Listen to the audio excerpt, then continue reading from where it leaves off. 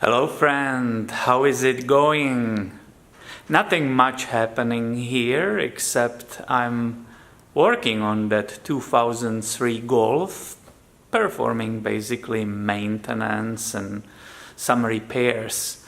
Right now I'm going to remove the lower control arm on the suspension.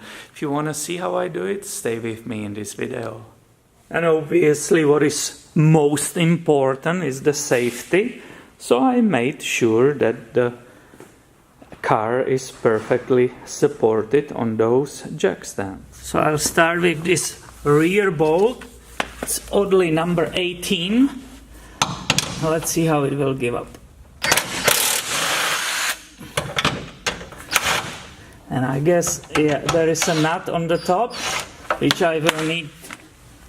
I have to hold with the other wrench, and it's also 18. Alright, that's all what it needed, and we have that bolt and the nut out.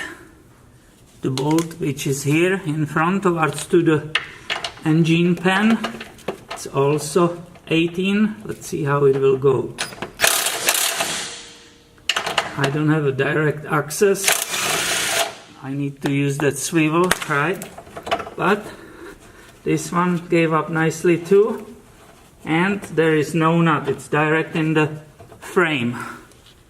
Next bolt to remove is that stabilizer connecting link, right? It's the number 16. Boom. And another bolt nicely out of the way. And the last for us are these 3 bolts which are down here holding that ball joint, and that's a socket number 13.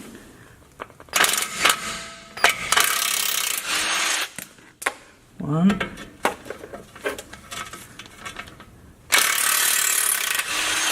Two. One more. They are really dusty, so I'm making sure the fit is perfect, right? You don't want to scrape anything. Okay, all 3 of them are out. And my next step basically is separate all those parts, right?